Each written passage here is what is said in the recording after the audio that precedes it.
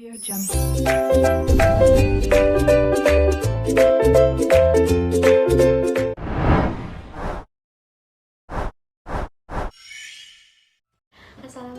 warahmatullahi wabarakatuh.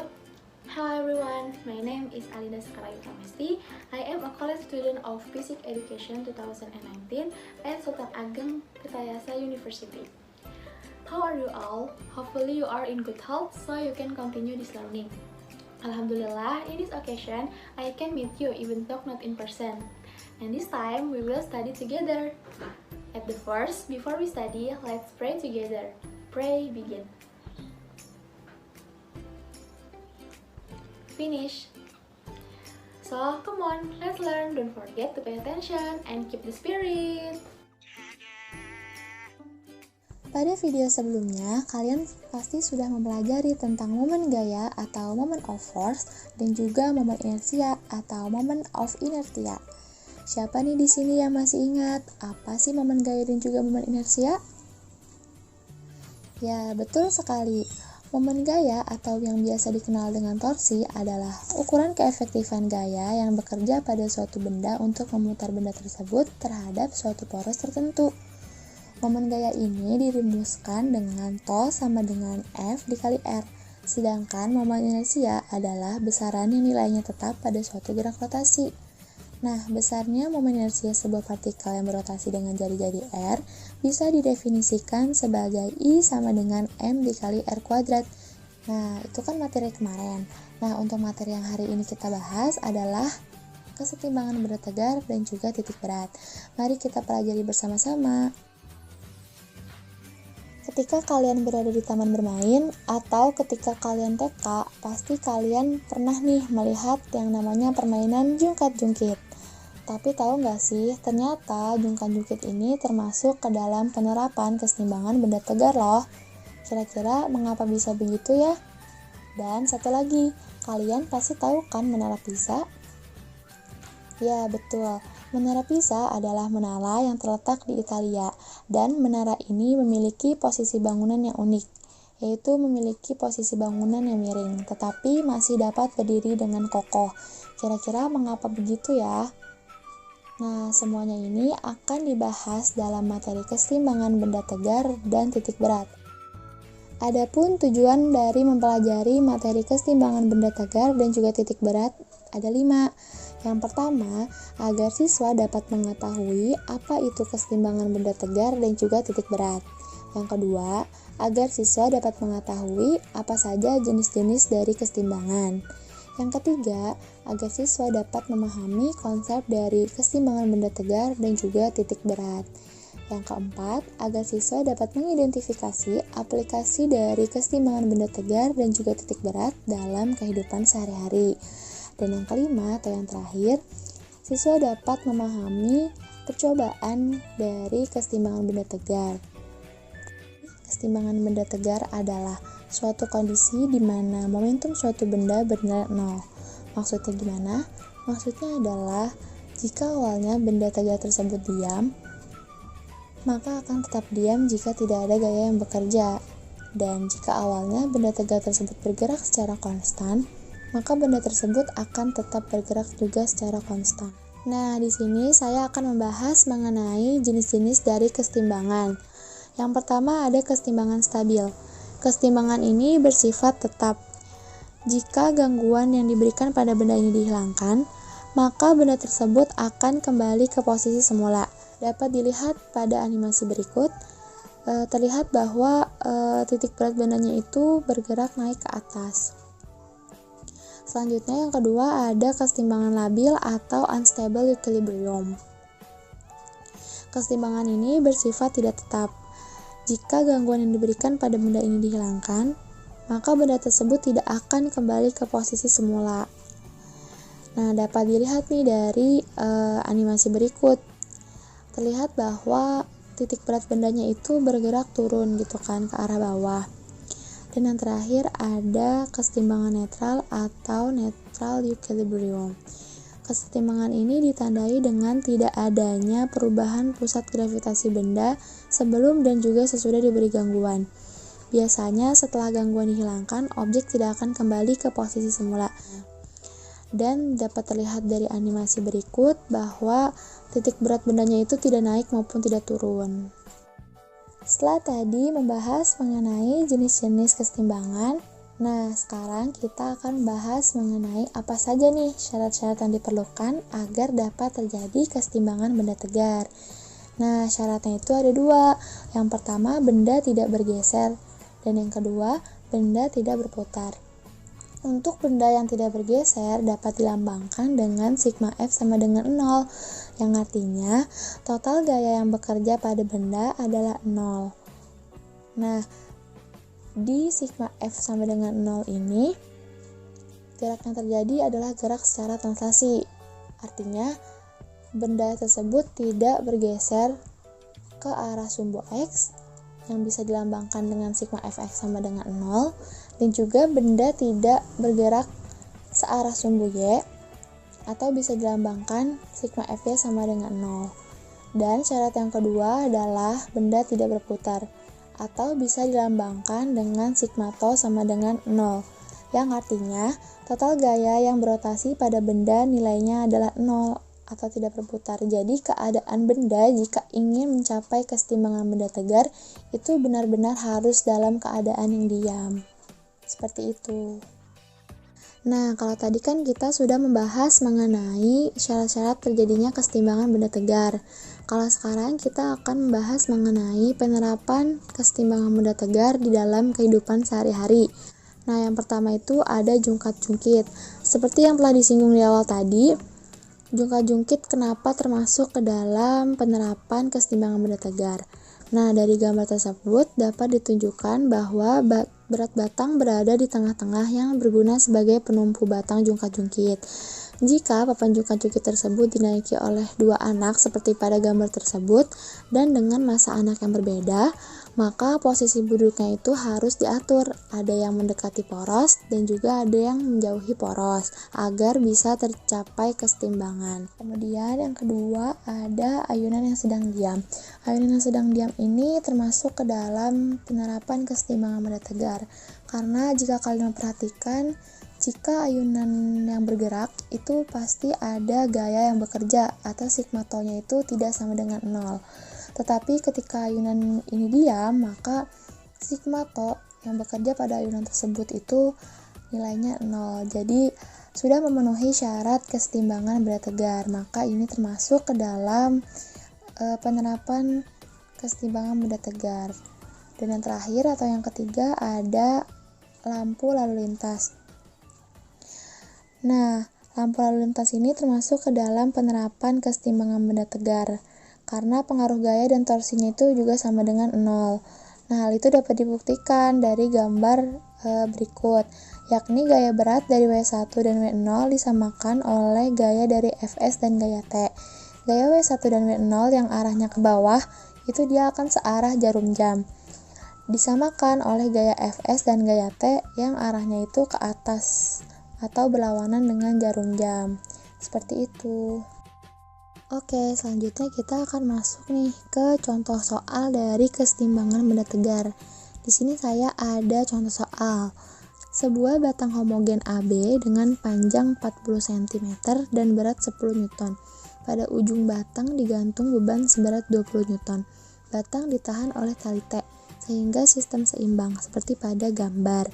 Jika sudut yang dibentuk oleh tali T dengan batang adalah 37 derajat, tentukan besar tegangan tali T. Nah, untuk menjawab soal seperti biasa kita harus mencatat dulu nih apa saja yang diketahui. Nah, di sini yang diketahui ada panjang dari batang AB yaitu sepanjang 40 cm atau kalau misalkan kita ubah ke meter itu menjadi 0,4 meter.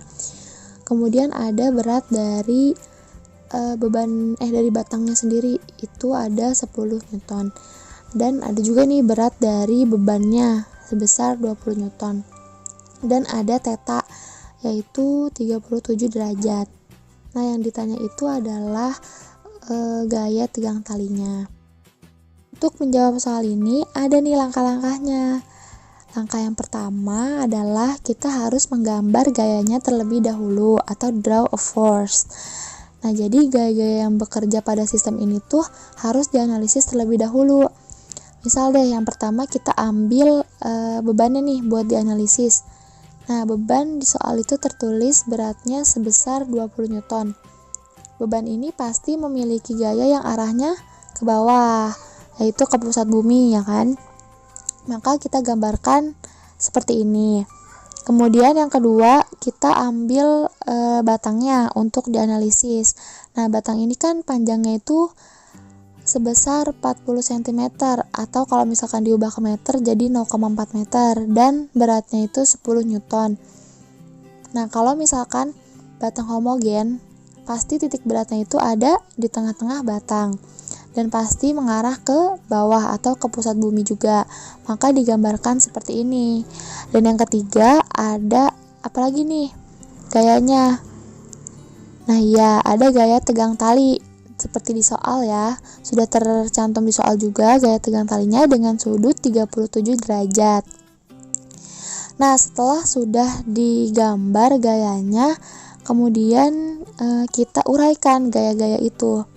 Yang bisa diuraikan yang mana? Nih, kita lihat. Yang bisa diuraikan itu adalah gaya tegang tali. Karena dia tidak tegak lurus, ya kan, dengan batangnya. Kita uraikan dengan menggunakan penguraian vektor. Kalau misalkan yang dekat dengan sudut itu kita tulis dengan T cos 37 derajat, dan yang jauh dari sudut itu kita tulis T sin 37 derajat. Nah, selanjutnya setelah diuraikan, jadinya kan seperti ini. Setelah itu kita harus menentukan titik sumbu putar. Titik sumbu putarnya itu kita tentukan ada di titik A ya. Jika titik sumbu putarnya itu ada di titik A, maka T cos 37-nya itu tidak ada gunanya atau tidak ada manfaatnya, karena ketika kita pukul ke sana pun batangnya tidak akan berputar, jadi tidak terpakai. Nah, jadi gaya-gaya yang terpakai itu adalah gaya-gaya yang ini. Selanjutnya, setelah kita sudah mendapat gaya-gayanya, kita harus menentukan arah putar akibat gayanya. Jadi gaya ini tuh kita lihat gitu, dia berputarnya searah jarum jam atau berlawanan jarum jam. Kalau misalkan searah jarum jam itu artinya positif, tetapi kalau berlawanan arah jarum jam itu negatif. Nah, kita tinjau nih yang W batangnya. W batangnya kita tinjau. Kalau ada batang seperti ini, kemudian kita beri gaya ke bawah, maka batangnya itu akan bergerak searah jarum jam. Artinya W batang ini tuh positif. Nah, selanjutnya yang kedua itu kita tinjau W bebannya. W bebannya kalau misalkan kita beri gaya ke bawah juga seperti tadi W batang, maka batangnya pun akan bergerak searah jarum jam juga, yang artinya positif juga. Dan yang terakhir kita tinjau gaya tegang tali. Nah, kita cek nih kalau misalkan kita beri gaya ke atas, maka akan dihasilkan T negatif ya kan, karena dia berlawanan arah jarum jam. Nah, langkah selanjutnya kita tuh harus tahu syarat terjadinya kesetimbangan. Tadi kan syarat terjadinya kesetimbangan itu ada dua, ada sigma F sama dengan 0 dan juga sigma tau sama dengan 0. Namun pada kasus ini kita menggunakannya yaitu yang sigma tau sama dengan 0 karena hanya ditanya nilai T-nya saja gitu. Jadi kita cukup pakai sigma tau sama dengan 0. Nah, tadi torsinya apa aja tuh tadi? Torsi yang diakibatkan oleh W batang itu kan tadi positif, ya kan? Kita tulis. Kemudian torsi yang diakibatkan oleh V beban juga positif karena searah jarum jam. Sama torsi yang disebabkan T sin itu kan tadi berlawanan ya. Sehingga kita tulis itu negatif. Kemudian bisa kita sederhanakan nih. Tau batangnya ditambah dengan tau beban sama dengan tau tegang tali. Nah, tau tegang talinya kan tadi negatif. Kalau pindah berarti dia kan jadi positif ya. Setelah itu kita masukkan rumus dari torsi. Rumus dari torsi itu kan tadi yang batang itu berarti W batang dikali dengan jarak dari titik pusat tuh kan yang A ke tengah. Tadi kan kalau dari A ke B itu 0,4 meter ya. Berarti kalau tengah itu 0,2. Ditulis 0,2 ditambah dengan W dari bebannya dikalikan dengan panjang dari A ke B, yaitu 0,4. Sama dengan torsi tegang tali ini apa gitu yang menimbulkan torsinya? Itu kan ada T sin 37 ya. Nah, dikalikan jaraknya yaitu 0,4 juga. Setelah itu masukkan angkanya nih. W batang itu kan tadi di soal tertulis 10 Newton. Dikalikan dengan 0,2 ditambah W bebannya itu tadi 20 Newton. Dikalikan dengan 0,4 sama dengan tegang tali itu yang dicari ya tadi. Dikali sin 37 yaitu 3/5 atau bisa kita jadikan 0,6 saja dikalikan dengan 0,4. Nah, karena sudah angka berarti kita tinggal kali aja nih, enak. 10 dikali 0,2 kan 2, ditambah dengan 20 dikali 0,4 itu hasilnya 8 sama dengan 0,6 dikali dengan 0,4 dikali dengan T jadinya 0,24 T. 2 ditambah 8 itu hasilnya 10 sama dengan 0,24 T. Nah, tinggal kita cari nih T-nya berapa. Jadi kan 10 dibagi 0,24. Dapat deh kita hasilnya tuh. Jadi T sama dengan 41,7 Newton. Seperti itu cara mengerjakan contoh soal kesetimbangan benda tegar. Sekarang saya mau menampilkan video tentang percobaan membuktikan adanya kesetimbangan benda tegar. Harap disimak dan dipahami baik-baik ya.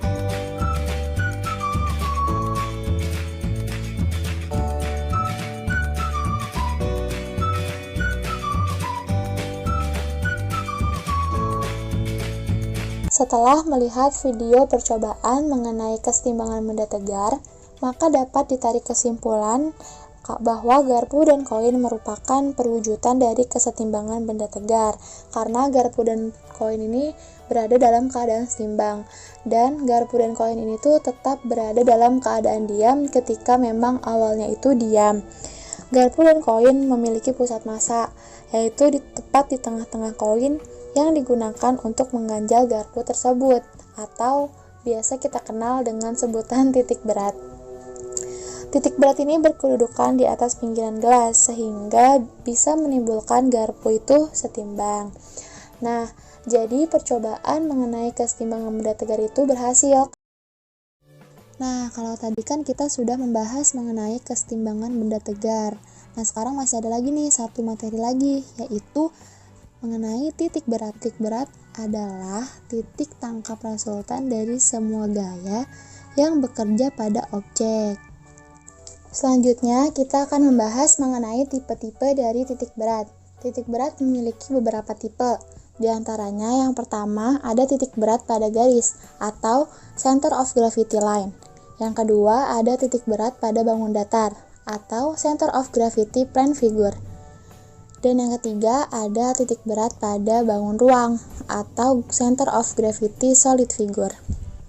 Nah, sebenarnya dalam mencari titik berat itu konsepnya hanya mencari X0 dan Y0. Jadi langsung saja kita masuk ke titik berat pada garis. Nah, di titik berat pada garis ini kita mencari X0 dan Y0. Nah, rumusnya itu adalah jumlah dari semua titik berat masing-masing garis dikali dengan panjang masing-masing. Kalau garis ini tuh memakainya konsep panjang. Jadi rumus X0-nya itu adalah X1 dikali L1 ditambah X2 dikali L2 ditambah seterusnya dibagi dengan L1 ditambah L2 ditambah seterusnya. Dan untuk mencari Y0, kita memakai rumus Y1 dikali L1 ditambah Y2 dikali L2 ditambah seterusnya dibagi dengan L1 ditambah L2 ditambah seterusnya. Nah, di sini saya mengambil contoh yaitu huruf T. Huruf T ini terdiri dari dua garis. yaitu ada garis vertikal dan juga garis horizontal. Nah, kalau misalkan garis vertikal dan garis horizontal itu titik beratnya itu pasti ada di tengah. Jadi garis horizontal ini tuh ada X1 dan Y1 dan titik beratnya ada di tengah-tengah, dan garis vertikal ini titik beratnya ada di tengah dengan koordinat X2 dan Y2. Dan panjang masing-masingnya, kalau misalkan yang garis horizontal itu L1 dan garis vertikalnya itu L2. Selanjutnya ada titik berat pada bangun datar. Nah, di titik berat pada bangun datar ini menggunakan konsep yang sama dengan titik berat pada garis. Jadi rumus mencari X0-nya itu sama dengan X1 dikali A1 ditambah X2 dikali A2 ditambah seterusnya dibagi dengan A1 ditambah A2 dan seterusnya. Ya, sedangkan mencari Y0-nya itu dengan Y1 dikali A1 ditambah Y2 dikali A2 ditambah seterusnya dibagi dengan A1 ditambah A2 ditambah seterusnya. Di sini saya mengambil contoh yaitu persegi. Nah, persegi ini letak titik beratnya itu berada di tengah-tengah atau berada di perpotongan antar diagonalnya. Jadi bisa dirumuskan X0-nya itu adalah setengah dari panjangnya dan Y0-nya itu sama dengan setengah dari lebarnya. Dan yang kedua ada segitiga. Nah, titik berat dari segitiga ini juga pertemuan antara garis berat dari segitiga. Bisa dirumuskan dengan X0-nya sama dengan setengah dikali alasnya, sedangkan Y0-nya itu sepertiga dari tingginya. Dan untuk tipe titik berat yang terakhir adalah titik berat pada bangun ruang. Nah, titik berat pada bangun ruang ini dibagi menjadi dua, yaitu volume dan juga luas permukaan. Kalau volume itu bendanya pejal, kayak misalkan bola bowling. Nah, kalau misalkan luas permukaan ini bolanya itu kosong seperti bola sepak dan bola pingpong. Jadi beda titik beratnya. Jadi jika yang volume rumusnya itu X0 sama dengan X1 dikali V1 ditambah X2 dikali V2 ditambah seterusnya dibagi dengan V1 ditambah V2 ditambah seterusnya, dan Y0-nya sama dengan Y1 dikali V1 ditambah Y2 dikali V2 ditambah seterusnya dibagi dengan V1 ditambah V2.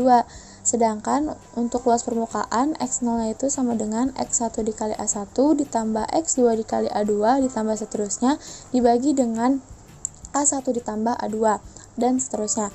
Dan Y0-nya itu Y1 dikali A1 ditambah Y2 dikali A2 ditambah seterusnya dibagi dengan A1 ditambah A2. Nah, berikut saya lampirkan tabel contoh dari titik berat pada bangun ruang. Silahkan dibaca. Sekarang kita akan membahas mengenai penerapan titik berat dalam kehidupan sehari-hari. Yang pertama ada penari balet atau a ballerina. Penari ini bertumpu pada daerah yang sangat kecil. Nah, posisi berdiri di atas daerah kecil ini bisa tercapai jika pusat berat balerina berada tepat di atas titik tumpunya. Gaya berat berada satu garis dengan titik tumpunya. Itu sebabnya gaya berat si balerina tidak mampu memberikan momen gaya untuk memutar tubuhnya. Nah, maka dari itu, seorang penari balet ini tuh berada dalam keadaan setimbang. Penerapan titik berat dalam kehidupan sehari-hari yang kedua adalah pemain akrobat atau an acrobatic. Para pemain akrobat itu mengatur titik berat gabungan mereka segaris dengan titik tumpunya pada lantai. Hal ini menyebabkan gaya berat total yang bekerja tersebut bekerja hanya pada satu titik, sehingga tiap-tiap orang yang kakinya bertumpu pada poros tidak memiliki lengan momen, sehingga torsi yang dihasilkan adalah 0. Nah, maka dari itu pemain akrobat juga bisa dalam keadaan setimbang. Dan penerapan titik berat yang terakhir ada pada menara Pisa. Seperti yang telah disinggung di awal tadi, mengapa menara Pisa ini memiliki bangunan yang sangat unik, yaitu bangunannya miring tetapi masih dapat berdiri dengan kokoh. Nah, dapat dilihat bahwa garis yang ditarik dari pusat massa menara masih jatuh pada alasnya sehingga menara masih dalam keadaan setimbang. Itulah tadi penjelasan mengenai titik berat. Dan sekarang kita masuk ke contoh soal. Saya memiliki soal yang berbunyi, tentukan titik berat pada sumbu Y sistem tersebut diukur dari alas silinder. Nah, seperti biasa, sebelum kita menjawab soal, kita harus menuliskan terlebih dahulu apa saja yang diketahui dari soal tersebut. Yang diketahuinya itu yang pertama ada R atau jari-jari ya, yaitu sebesar 5 cm. Kemudian ada T1. T1 ini adalah tinggi dari silinder yang besarnya 10 cm. Dan ada juga T2, yaitu tinggi dari kerucut yang besarnya 6 cm. Yang ditanya adalah titik berat pada sumbu Y sistem tersebut diukur dari alas silinder. Ingat, di sini ada kata-kata diukur dari alas silinder. Berarti yang dimau itu hanya sumbu Y saja, karena dari alas naik ke atas itu kan sumbu Y. Nah, mari kita jawab. Y1 ini tuh kan benda pertama ya, yaitu silinder. Titik beratnya itu adalah setengahnya dari tinggi yang pertama atau setengahnya dari T1. Ya, berarti kita bisa dapat Y1 sama dengan setengah dari 10. Y1-nya itu sama dengan 5 cm. Nah, untuk Y2 ini kan berarti bendanya itu si kerucut ini kan, kerucut pejal. Nah, berarti titik berat untuk kerucut ini adalah 1/4 tingginya. Nah, 1/4 tingginya itu ditambahkan sama yang dari bawah tadi, T1 itu kan 10 cm. Jadi totalnya itu kan 10 cm ditambah 1/4, T2 nya itu tadi 6. Jadi 10 ditambah 6/4, jadinya itu Y2 dapatnya 11,5 cm.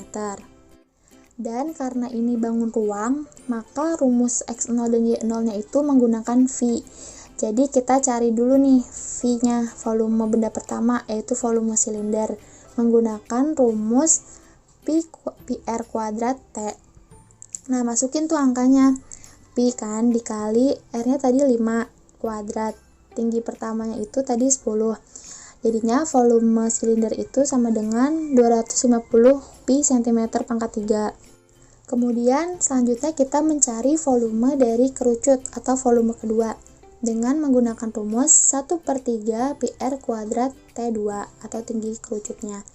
Nah, V2 sama dengan masukin angkanya 1/3 pi, R-nya tadi 5 kuadrat, T2-nya itu 6. Nah, dapat nih V2-nya itu 50 pi cm pangkat 3.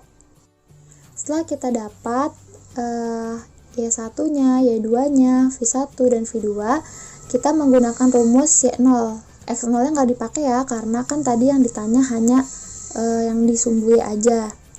Jadi pakai Y0 sama dengan Y1 dikali V1 ditambah Y2 dikali V2 dibagi dengan V1 ditambah V2.